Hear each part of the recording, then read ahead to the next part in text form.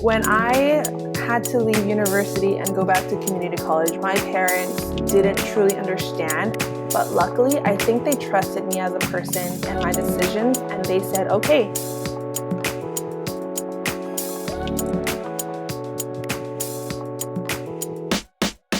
Welcome to Insider Career Conversations. My name is Juarez Consulting Inc. For the last 20 years, I have been dedicated to education and how it impacts first-generation families.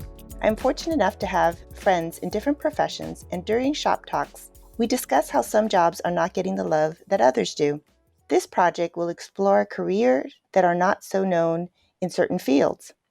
The goal will be to expose individuals to careers that are unknown to the general population. Insider Career Conversation guests will cover education background and job description of their field. We will invite folks to discuss their journey and advice on additional components to a successful career like occupational licenses and continued education. This conversation will touch on allied health.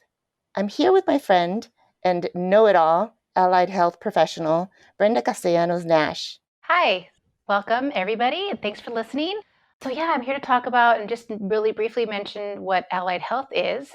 So allied health professionals are basically involved with the delivery of health-related services, pertaining to the identification, evaluation, prevention of diseases and disorders, dietary nutrition services. It's a huge range of different folks that are in the field that you probably don't know about. They are all types of professionals. Just to name a few are, dental hygienists, diagnostic medical sonographers, dietitians, medical technologists, occupational therapists, and so forth. And actually today's guest is Ashley, and she is in the allied health field as well. And she is actually a neurodiagnostic technologist. Now, from my understanding, what a neurodiagnostic technologist does is that they record electrical activity arising from the brain, spinal cord, peripheral nerves, using a variety of techniques and instruments. Again, my understanding is the most common procedure is an electroencephalogram or EEG. That's the most procedure that's performed. But obviously, let's introduce our guest. Like you said, Ashley, can you tell us a little bit more about your profession and how you learned about it? Hi. So thank you very much, Brenda. I am currently a neurodiagnostic technologist, and I actually work in a children's hospital. I mostly do EEGs right now because I am certified as a registered EEG tech. So an EEG, also known as an electroencephalogram, it is a very non-invasive study that records electrical activity from your brain. So I tell people I get to read their brain waves, and they find that very fascinating. And it helps the doctors diagnose neurological disorders. Specifically, we work with patients who tend to have epilepsy or seizure disorders, and that's what our EEG specializes in. Ashley, I really appreciate the definition, or actually kind of getting into the specifics, but let's go back. I like to start at the beginning. I'm more the education component to this duo here. How did you learn about the neurodiagnostic technologist role? How did you find out about that? So the information about allied health, specifically neurodiagnostic technology, actually fell on my lap. I was just going to community college at a local community college in Costa Mesa, Orange Coast College, and I just saw a pamphlet or a poster on the wall in the library, and it caught my eye. And I knew that I wanted to be in the medical field. So there was a orientation class that school offered to explain all of the allied health programs that they offer. So I decided to sign up, and I took that course for a semester, and that's how I learned about neurodiagnostic technology. I really like the fact that you're pointing out that at any community college, whether it be in California or outside of California, you can do a little research and find out what kind of programs are out there. And in your case, the allied health orientation really helps set that tone for you. Now, I know that you mentioned to me in the past that you really were interested in the health field as a pediatrician and then even considered nursing. But what were some of the things that kind of didn't really set well for you when it came to those fields? Right. So in ninth grade, when I was starting to get into high school, I decided I wanted to be in the medical field. And all I knew about the medical field was either being a nurse or a doctor. And I knew that I loved working with children. So I decided, let me become a pediatrician. as time went on and I started learning about the path to become a pediatrician, I learned about the cost of medical school. And that definitely deterred me away. So I decided, let's not do that. So I still knew that I wanted to be in the medical field. I just didn't know how. And when it came to nursing, I didn't really like the idea of being a bedside nurse and caring for the patient, the entire stay. That just wasn't something I was interested in. So I was on the search for something in the medical field. You had to wait 3.5 years to actually get into the Neurodiagnostic Technology program, correct? Yes, 3.5 years. I And I totally did. found it fascinating what you did while you were waiting to get into the program. So this was just for you to start. Can you tell our listeners a little bit about what you did in your waiting period, if you will? Absolutely. So I've had quite a wild ride to get to where I am. So let me see. I think in my second year, so community college, I found out about this program. I decided to sign up. And immediately when I signed up, I saw a path to my career. And I said, okay, here's the time frame. I have to wait maybe 4 years. That was the estimate they gave us. I have to wait 4 years. So what am I going to do? That first year after signing up, I decided to do the prerequisites I needed in order to get into this program and be where I have to be to get in on the year that I should be getting in. Because if you don't have your prerequisites done, then you cannot start the program. So I made that a priority. First year of waiting, I did my prerequisites and I completed that, as well as taking some courses to get me into university. On that second year of waiting, I got back into university and I majored in something that I thought I would find a lot of interest in and I thought would be very fun to learn, which was anthropology. And I decided to do a major that was not related to my field because I saw a for sure path to my career and I found an opportunity to study something I would enjoy. So I decided to pursue anthropology and I took those courses at UC Irvine and I found that very fun. I got to learn about people's cultures. I've got to learn about people's past. And that made me understand where people come from and how important it is to learn someone's history and tradition in order to kind of get more on a personal level with them and help them to the best of their abilities instead of assuming that everyone should be how I think they should be. So I found that to be very helpful in what I do now because we get patients from all different cultures, all different walks of land, and the way I approach them, my anthropology background has really helped. At least I like to think so. So after a year and a half later, after getting into university, I graduated with my anthropology degree, and that left me with maybe one semester or maybe I think 10 months. It left me 10 months before I started the program. And in those last 10 months, I decided to just work. And then I was able to save up money and then I started the program. Wow, fascinating. That's fantastic. I think that that's one of the things that is really important to remember when we're talking about education is that there is really no sequence. There's no time. You can insert, that particular activity, but in the meantime, you can be doing other things. And in your case, what I'm referring to is the additional education you decided to pursue. So, a lot of individuals think it has to be laid out a certain way, or they have to wait a certain way, or they have to do things a certain way. But you really took ownership of that. How long for a typical person is it normal to wait 3.5 years to get into the program? And going back to choosing neurodiagnostic, and you mentioned dreams and sleep, why didn't you choose polysomnography? So, in terms of the wait time to get into my field, it is not typical. I think that my school that I went to is one of the only ones that we have down here. Oh, actually, it's only one out of the two that we have in Southern California that are accredited. So it's a very, very slim picking.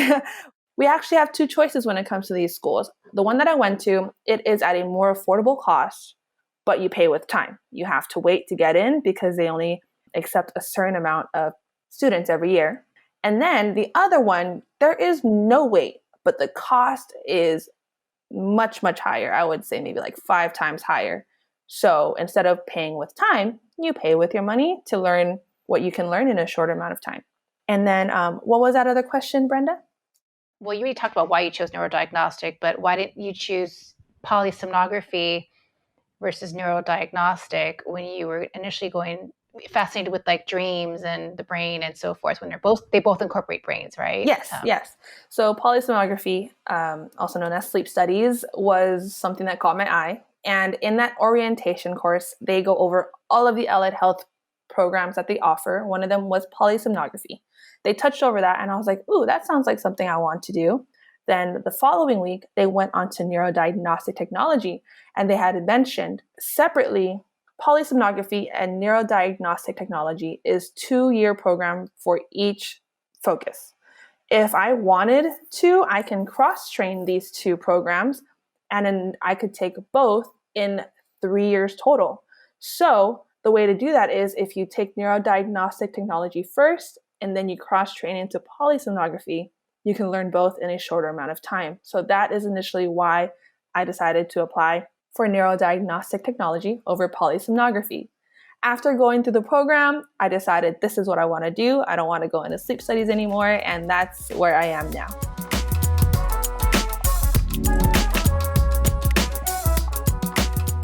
Out of curiosity, you mentioned community college. I know there's a lot of programs at the community college level, either like you can get a certificate or an associate's. So for your particular program, was it an associate's degree, which is a 2-year degree, or a certificate? Specifically, neurodiagnostic technology is an Associates of Science degree in neurodiagnostic technology, as well as the registered certificate that we get. And what would be more beneficial for someone going to this field? Say there's a program that's offering a certificate versus an associate's degree. What do you think would be more beneficial and why? I think that the associate's degree is definitely more beneficial. So either way, the one without the associate's degree and the one with an associate's degree both have the registry and the certificate. But when you obtain that associate's degree, it just shows that you went through an accredited program and you got all of the resources needed to become that educated, aware technologist. That's a great segue for, talking about the different types of programs that are out there. So I know there's a lot of like private programs that may or may not be accredited, and, other programs that aren't necessarily private, like the public program at the community college. Can you talk a little bit about that and the different pathways on how to getting registered and licensed? If you can touch on that a little bit more too, that'd be great. Sure. So there is a test that we have to take to become certified in what we do as an EEG tech. There are 4 different pathways to be able to sign up for that test and qualify to take that test. And one of them, which is the first one, which is the one that I took, pathway 1, is for you to graduate from an accredited program, and then you can just sign up for the test immediately. Another pathway, for example, if you're not from an accredited program, you graduate from that program. However, you still have to go through another step where you take another type of test, which is like a head measurement test, which is something that we have to know as a technologist, or you have to get a job in the field first, get some experience, get some cases under your belt, and then submit those cases in order for you to be able to register for that test. So all of those head measurement tests and everything was pretty much inclusive in my program, so I did not have to take those extra steps after graduating. Yeah, I think that that's really important that we touch on that we really stress the fact that understanding, we're not saying you shouldn't do one or the other, but understanding what an accredited program is really going to provide you versus one that doesn't. Because I would also assume that the on-the-job training is going to be influenced whether it's accredited or not. Is that a correct assumption, ladies? Yeah, I think so. I think a lot of what we learn to do when we get into this profession comes from learning on the job, learning how to interact with patients, learning how to answer their questions, situational, how to troubleshoot your equipment. That's very important. And that's something you actually learn on the job, because when you're in the classroom, your equipment tends to work fine. Right. So just little things like that and seeing different cases, it's something that you do learn with experience in the hospital with patients. Now, Let's touch a little bit about how you were a first gen student as well. What did your parents think? Because I know a lot of students out there might think like, oh my God, if I did that, my parents would kill me. Like, how did your parents react? Oh man. Okay. So I am a first generation Asian American here. And when I had to leave university and go back to community college, my parents didn't truly understand. But luckily, I think they trusted me as a person and my decisions. And they said, okay, we are going to work it out. So why don't you move back home and we'll have a fresh start, I guess. And I did just that. And my mom was just telling me, like, continue learning, continue going to school, even if you don't know what you want to do, just continue going. And that's what I did. And my mom, I think she's one of the most amazing women I've ever known. She's very understanding and she actually listens to what I feel and what I say. And she trusts me, like I've mentioned. And as the years went by, the next year I found out about this program, I excitedly told her, hey, mom, I'm going to do this. And she did not understand what I do. She still does not understand what I do, but she knew that I was going to help people and I was doing something in neurology, and she got super excited. And she said, okay, so what school do you have to do? How are you going to do this? What's the plan? And I told her everything. And now that I'm in the field, she loves it. She tries to tell people what I do, but she just struggles a little bit. So I help her tell her I do some tests on the brain that has to do with some seizures. And I keep it that simple for her because that's what she can understand. And she is very proud of me now. And that makes me very excited. And she still encourages me to learn more and to continue my education. So that is exactly what I'm doing.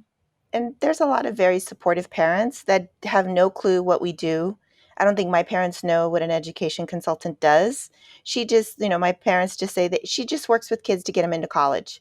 And essentially that's what I do. Maybe not just kids, but you want to make sure that you take in that love, receive that love that family members or any type of supporter is giving you as you move forward. And I think that's super important that you're doing that. For this particular profession, I know that there's continued education.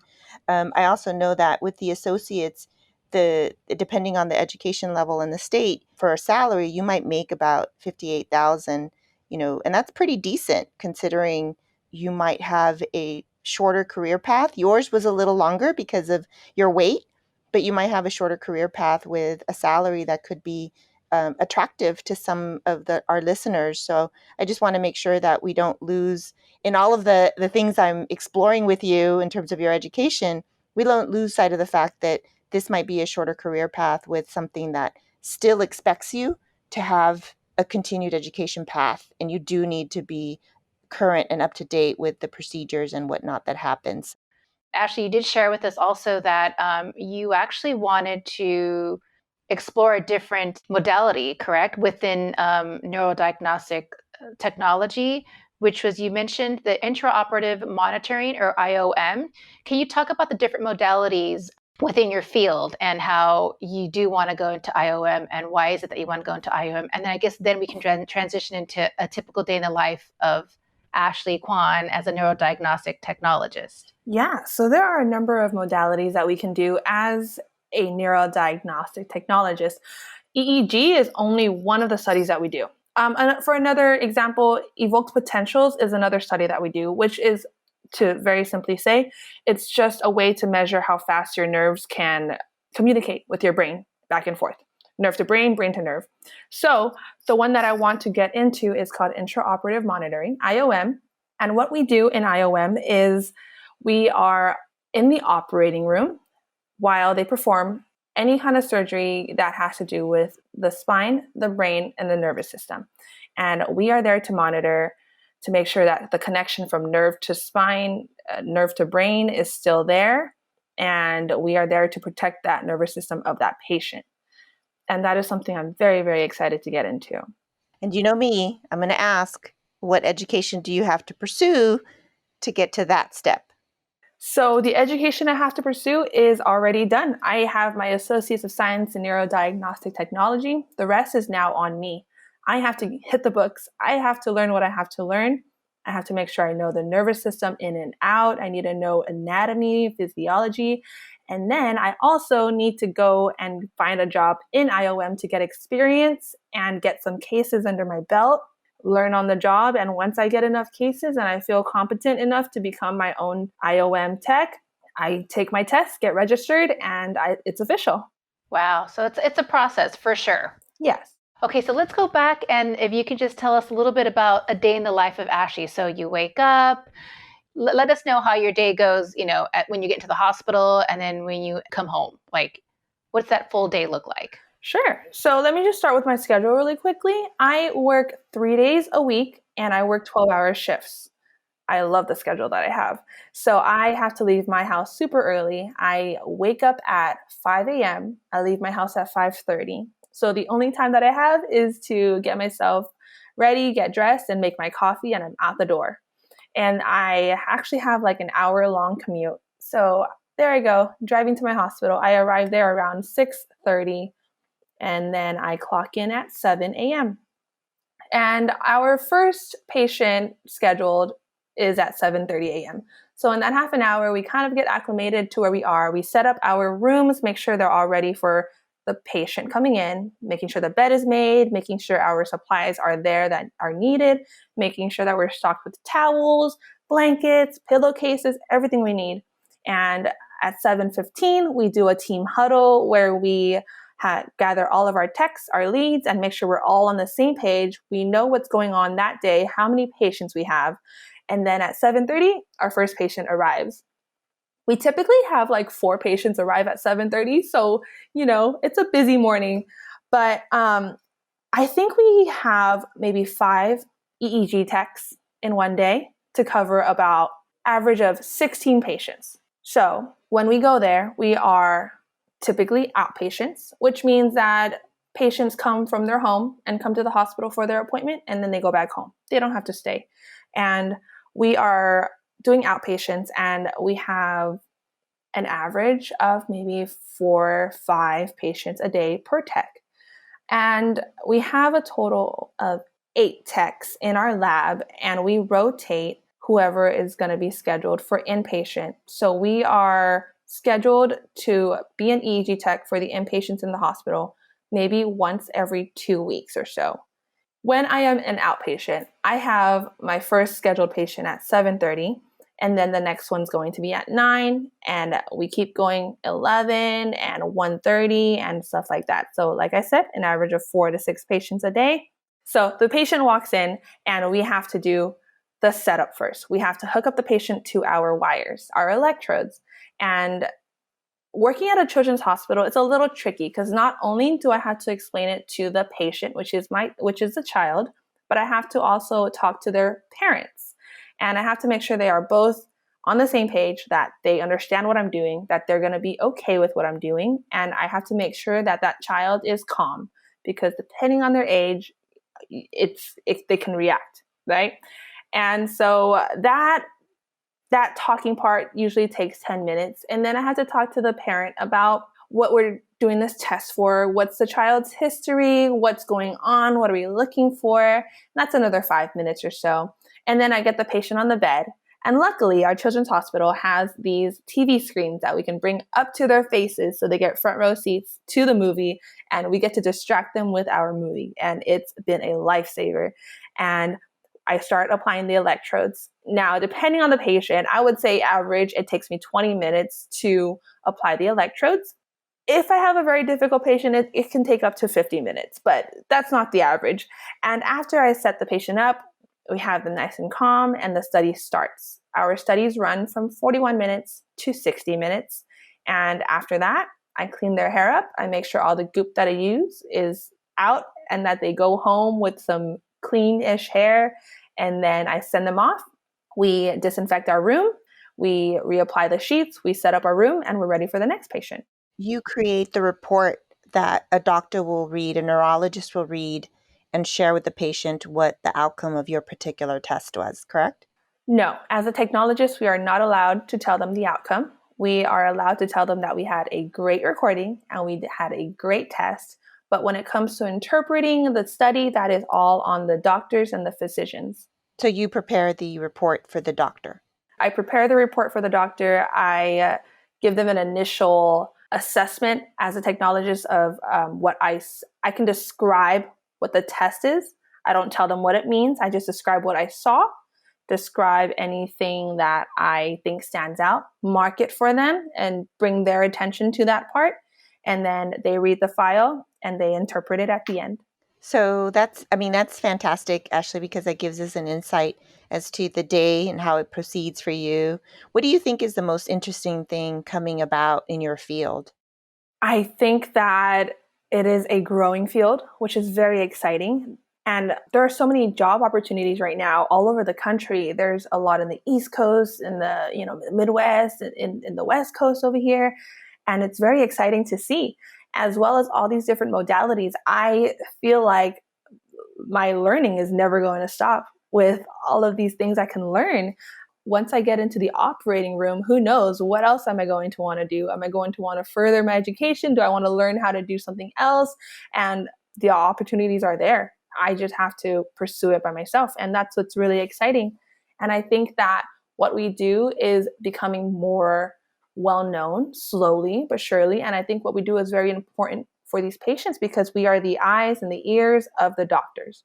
So without what we do, the doctors don't get the information that they need to help these patients for whatever treatment they might need or their quality of life and all that good stuff.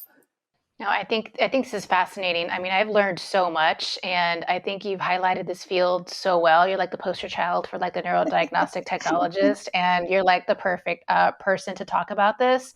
Yeah, I feel your energy, I feel your passion, and I think you're going to really resonate with a lot of our listeners because there's a lot of people out there, like you said, don't realize that it's a whole team effort, when it comes to a person's healthcare. Right. And I think it's really important that your genuineness really does come across as well. So I want to thank you for joining us today, Ashley, and for your honesty, adding insight to this valuable work that you do. Brenda, another fantastic conversation. I know I learned a lot today. So thank you so much, Ashley, for joining us. Yes. Thank you, Ashley, for taking the time out of your day. We appreciate you. Thank you so much. I honestly love what I do, and I am so proud to be a healthcare professional. And thank you for giving me the opportunity to share what I do and hopefully help others to pursue what I do. And I thank you so much. Well, we look forward to hearing more about the fantastic things that you will do. In the meantime, please stay tuned for more Insider Career Conversations that will showcase career paths in the allied health sector. I appreciate you listening and look forward to your next conversation. Insider Career Conversations is a production of Juarez Consulting. For more information, you can visit juarezconsultinginc.com. This episode was produced by Sylvia Juarez Magana, with production help and editing by Kazmira Hall.